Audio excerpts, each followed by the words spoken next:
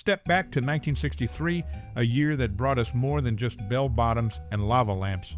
Enter a TV series that shook the screens, The Fugitive. Remember the first time you caught a glimpse of this gripping tale? Maybe it was a lazy Sunday afternoon or a late-night binge. Regardless, get ready for a ride filled with funny, shocking, and downright sad facts that'll keep you glued to your seat. Ever wondered about the behind-the-scenes tales that lurk in the shadows of The Fugitive? Lesser-known facts and anecdotes are waiting to be unveiled.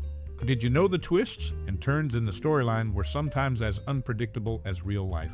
Now, think back to your most cherished memory or personal experience tied to this classic series. Was it the suspense that kept you on the edge of your seat, or perhaps a character who left a lasting impression? We'd love to hear your stories and memories in the comments below. So, buckle up for a journey back in time with The Fugitive. The revelations will leave you wanting more, and the memories will flood back. What's your story? The Fugitive, a gripping TV series from the mid-1960s, was created by American novelist and scriptwriter Roy Higgins. In black and white, the 50-minute episodes often carried a surprising noir edge as they follow with the tumultuous journey of Dr. Richard Kimble. Falsely accused of his wife's murder, he is on the run, facing a relentless pursuit by the law. Starring David Janssen as the main character, the series spanned 4 seasons from 1963 to 1967 and earned an Emmy Award. Guest stars played pivotal roles in his desperate quest to uncover the truth behind his wife's death and clear his name. Barry Morse portrayed Lieutenant Philip Gerard, the determined man obsessed with capturing the elusive fugitive. A classic drama, The Fugitive remains a timeless show. Janssen's portrayal of Kimble is widely acclaimed, with Morse equally effective as Lieutenant Gerard.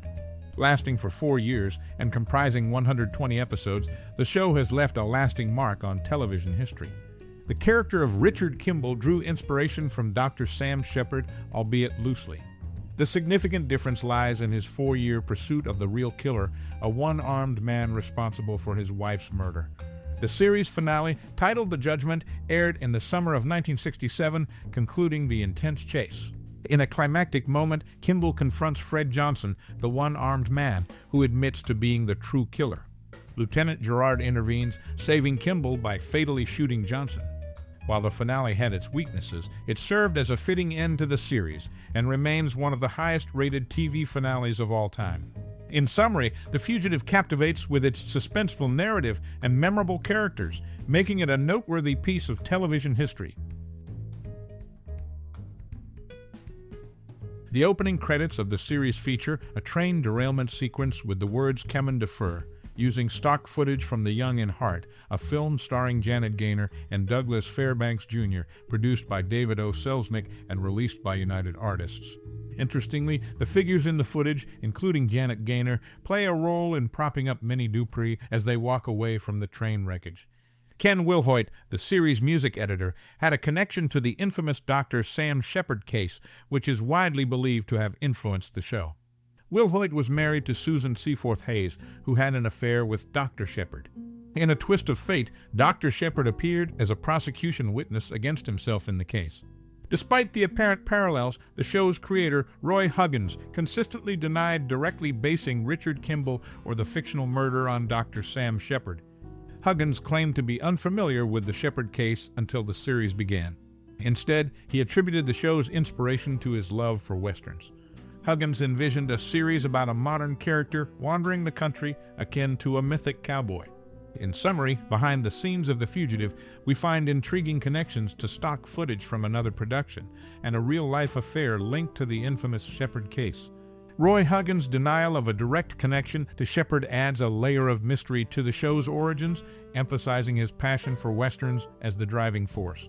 The Fugitive continues to captivate with its unexpected twists, both on and off the screen. Barry Morse, thinking back on the unsure start of the series, walked with David Janssen after the first episode, unsure if the show would last. Doubts about how long the series would go on were there, a sharp difference from the lasting mark it eventually left. While David Janssen was busy with the Green Berets, the series kept its interesting story going. In a unique move, the last episode had 2 parts, and Janssen talked about the intense chase's end on Joey Bishop's ABC nighttime show from Fort Benning, Georgia.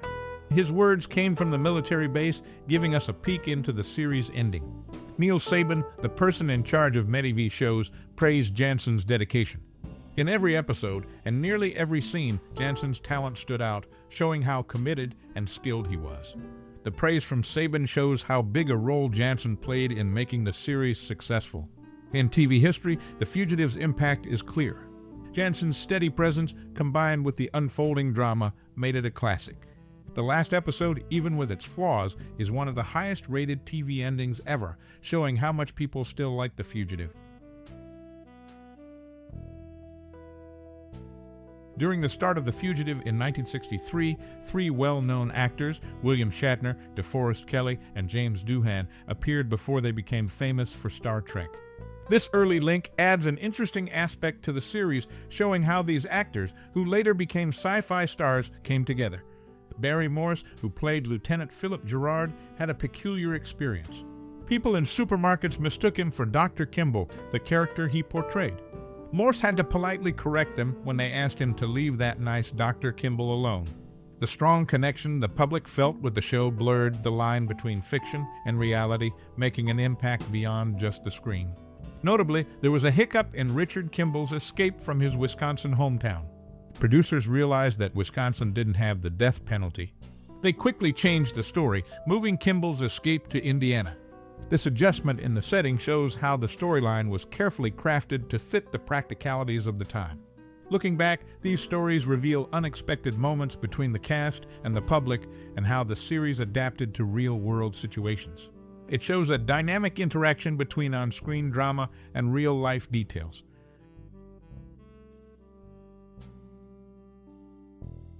Barry Morse, reflecting on the show's beginnings, received a mysterious note in a London restaurant indicating Kimble's presence. The surprises behind the scenes matched the suspense on screen. Interestingly, the exterior of the Kimble home was the same as the house in Leave It to Beaver. Denying rumors of a planned different ending, Barry Morse clarified that any talk of a fake arm twist came from playful discussions between him and David Janssen. Janssen's humor came out in interviews, proposing a beach scene where Kimble, after the one-armed man's execution, casually removes a fake arm and walks into the surf, leaving the resolution of the finale uncertain. Barry Morse and David Janssen, unsure about the show's success, initially defied doubts, leaving a lasting legacy. Despite Janssen's commitment to the Green Berets, the series thrived with a unique two-part final episode. The interviews from Fort Benning, Georgia, shared insights into the intense culmination of the chase. Neil Sabin praised Janssen's unwavering dedication, highlighting his crucial role in the show's success. Despite the finale's flaws, it remains one of TV's highest-rated endings, confirming The Fugitive's status as a classic. In a surprising twist, three future Star Trek actors appeared in early Fugitive episodes. Barry Morse, who played Lieutenant Gerard, experienced a strange case of mistaken identity in supermarkets, where fans confused him with Dr. Kimble. The show's influence went beyond the screen, blurring the lines between fiction and reality. A mistake in Kimble's escape plan, realizing Wisconsin didn't have the death penalty, led to a smooth move to Indiana, showing the series' adaptability to real-world practicalities. These stories reveal dynamic interactions between the cast and the public, providing fresh perspectives beyond the scripted drama.